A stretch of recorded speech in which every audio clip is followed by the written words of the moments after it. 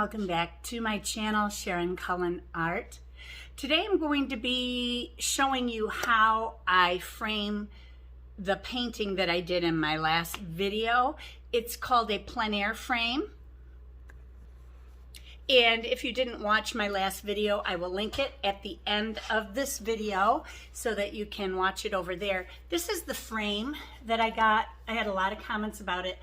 People asking me about this frame, and that's what this is called. It's called a plein air frame. You don't mat anything, and it's just wood or plastic. A lot of times they came in gold. You can still get them in gold. I just wanted a dark frame for this painting in particular. I'm not really into the gold frames a whole heck of a lot. They don't go with my decor in my home. If I were to sell one, I might sell it with gold. I don't know. But anyway, when I put this painting in order to take photos of it, I had just put tape on the back here. Well, that's not how you frame one of these paintings. So I'm going to show you how I do it, and what you need in order to do that would be a point driver, which looks like this. They're about $65, but once you buy it, you're done, and you don't need to worry about it again. In fact, if you've got other frames where the little tabbies break off or whatever, and you don't have enough support on the back, you can use one of these point drivers for your frames. And what that does is it drives the points in to the corners so that you can hold your painting in place, the little metal tabs. And there's different types. This is a Logan driver, and you can only use Logan points in these drivers, and this one says that you can get F53s, 55s, 54s, or 56. They're all, some are flex points and some are rigid points. And then you just load them in. Now it came with some points, and I will show you how I load it and then how I use this gun in order to frame my painting. Also, I'm going to include how I wax the front of this. I thought it was going to be in my last video. It didn't end up being in my last video, and I thought, oh shoot, I told a lot of people that it would be in my upcoming video. I think I already have a video on it, so I'm going to try to track it down, and I will start by throwing that in here. Okay, now I'm going to go ahead and seal my painting, and I'm going to be using this Dorlandswaxmedium. I have had this small jar, and you can get it in large or small jars. This one's 4 ounce. I've had this for years, but as I start to use canvas more for my gouache paintings, I'll probably end up getting an 8 ounce jar. I think that's the next size up. But this can be used, it's a compound of waxes and resins mixed together and can be used on oil paint, powdered pigments, powdered metals, colored sands, dyes, and other compatible fine art materials. Excellent for encaustic painting, hot or cold wax painting, and mixed media. And as a protective coating for paintings, wood, plastic, metal objects, or photos. Wow, photos. Unexcelled as a protective and permanent sealing medium. Resists cracking and dries more quickly than oil paints used by themselves. So you can mix oil paint, I guess, with this, but it also says that you can thin this with mineral spirits, odorless mineral spirits, or with heat. I use my heat gun to thin it. Now, I'm just going to take the edge of this cloth. Actually, I want to get a different cloth, not one of those. I have some hunks of they're pieces of microfiber sheets that I have cut up. Now, in my video, I am using a rag to apply the wax, which you can do. I also have these wax brushes that you can buy online. I don't even know what brand this is, JW or something, kind of oval. They come in round, oval, but they look like this. And I just got a set of 2. And I would use one to apply the wax and then the other one to buff afterward. And I'll show you a little bit of that with the painting after I show you the other way I'm doing it. Now it's gonna show the actual canvas through here, and I can go ahead then and look at this. See, there's nothing on here. It's clean. So you don't have to worry about the color coming up or anything like that, even though it's gouache. I've done it with watercolor as well. And I like to put it on fairly thick at first, and then I take my heat gun to it and I just melt it a little bit and I work it around in the canvas or on wood or whatever. I do a lot of birch panels this way, which works out very well.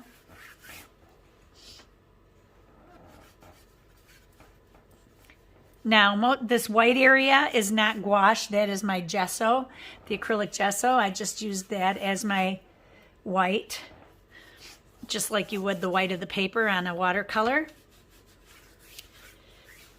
Then a nice thing about heating this is that you can see where if you've missed any areas, putting the medium on. So I'm going to go ahead and put my cap on this. And there's plenty of it there that I can thin it down and rub it in a little bit more. I don't know if you can see this. I'm going to try and turn your view here so that you can see what I'm seeing. When you heat it up, you can see how it kind of melts against that. So this is all there is to it, you guys. I just heat it up a little bit to move the wax around. Make sure it's pretty even all over the place.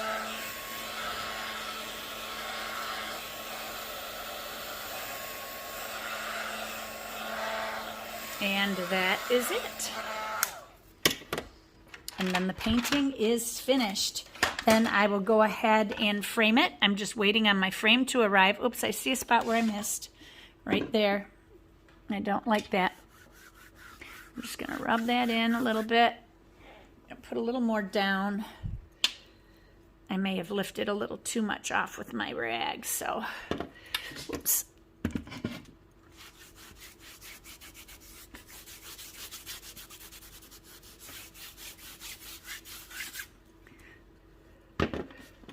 Just do a second coat all the way over it.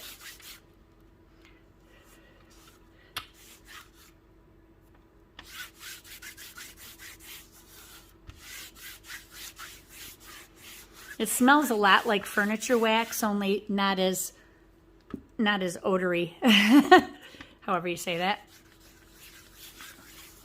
Okay, now I've got that all the way down to the bottom, around the edges, and I'm going to go ahead and heat it up again. Let the wax run around evenly, and then I'm just going to leave it. Whoops, there's a fuzzy in there. There we go.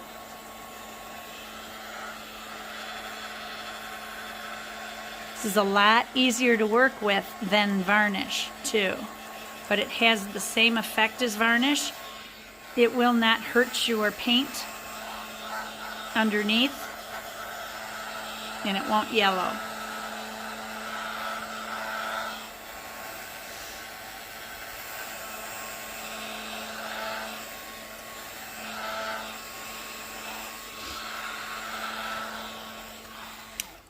There, I'm going to let this dry and see if I like it or if I want to wipe some more of it off. It'll just take a minute to dry. Now, if I wanted to use the wax with the brushes, what I would do is take my wax here. You can actually scoop some out, put it on a paper plate or something, and then use it that way. But, oops, sorry, Diesel. But you could just take your wax like this, too. I don't need a lot because I've already waxed this, but I guess it won't hurt to put another coat on. Then I just work it in this way. It's a little bit lighter touch. You can see where it's going because you're not buffing it yet. You got to wait for it to dry if you want to buff it. And it doesn't get super shiny. I mean, I guess you could get it super shiny if that's what you wanted. So that's all there is to that. And then I would go ahead again, like I did before, with my heat gun. heat it up so that I can make sure I've gotten all the spots. There's a hair there. And then my little dog is under here because he's mad I'm not paying attention to him. He wants more attention. So I'm just heating all the wax up real good. Just let it dry in place. I feel like it needs a little more over here. I can spread this around again. Heat it back up again. And then I'm going to take my other brush and buff it.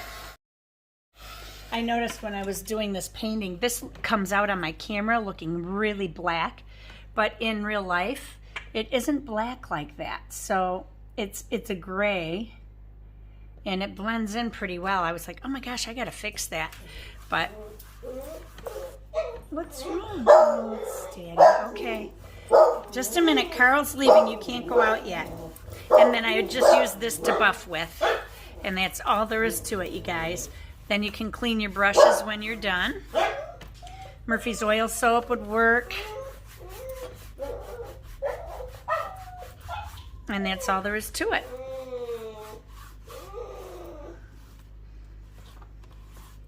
And then it's set to go. And you can see it's not super shiny. It's got kind of a semi shine to it, but not super shiny.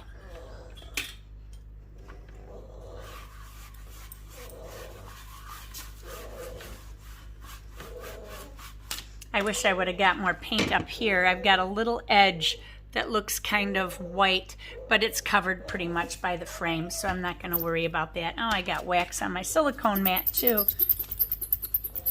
It comes off. Got a hair on here again. There. Okay, now to frame it. I'm going to take it, put it in the frame, and flip that upside down. This is a 9x12 frame, so it holds a 9x12 painting perfectly. And then I just drive the points in, and it will be, to put the points in, all I do is I push this trigger really hard and I pull up on this, and that's where the points are going to go in. And I have the points facing out, and I just drop them in, give you a better angle. So here are my points, and you can see that one side is pointed. At the top it's pointed, at the bottom it is not. So all I'm going to do is drop my points in, point side facing out, and there's this little column in here that you drop them into. So I'm just going to put them in. Oops, it's hard with the small amount that I have. Let me just get those in here. Oops. And it's very hard to do on camera. Try it sideways here. There they go. And then I'm just going to push this down, and it locks in place, and that's all there is to it. Now, to put the points in, get you back up here a little ways. To put the points in, all I'm going to do is push this up against here, and then I just pull the trigger, which is right here in my hand. So I push this up against this side, and I go like that, and see it push the point in. Now that point will lift up. It's a tab that I can pull up. See, it's a flexible tab. So if I want to change the painting out, I can. I'm just going to put 2 on the sides. They don't need many because this is a small painting. So I'll put another one here, put 2 over here,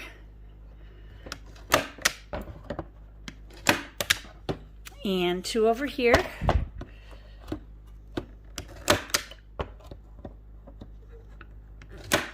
and then 2 at the bottom.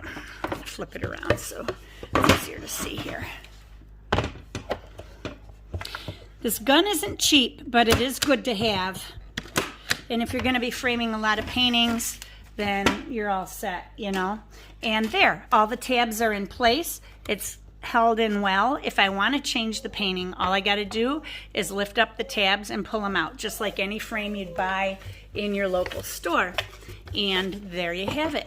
That's all there is to it, you guys. Now, one thing I forgot to mention with these frames, this one came from Dick Blick, I believe, and I got one of the Blick brand frames, and they're a little less expensive. These frames aren't real cheap. This one was, I don't know, maybe $26 for a 9x12. They don't come with the rings on the back or the wire for hanging. You have to purchase all that yourself. Now, I have hanging wire and rings, so all I have to do is mark a fairly level spot going on the sides, put my rings in, and then my wire. I don't put my rings up super high because when you add your wire, you don't want your wire to sit above your frame. So I bring my wires down here a ways, like a third of the way down the painting or the frame, and then I put my wire on so that it ends up, when it pulls, it'll sit about here on my frame. This frame, I suppose technically you could hang it on a wall with a nail because there's an indentation, but it's not real safe, sturdy that way. I mean, if somebody slammed a door, your painting can go on the floor. With a wire across the back, you're not going to run that risk as much. So I usually wire mine, unless they are frames that are pre-bought with everything included and they have those stuck on like square metal rings on the back to hang your painting up. And if this video was helpful to you, hit that like button down below. It really helps me out a lot. And if you're not subscribed, consider subscribing to my channel and hit the notification bell so that you don't miss any of my upcoming videos. You can follow me over on Instagram. You'll be notified first before anybody else is about my videos. And you can also see whatever I'm working on that doesn't make it onto YouTube. Remember, you guys, be courageous, paint with wild abandon, and most of all, be kind to each other. Take care and God bless you. Bye-bye.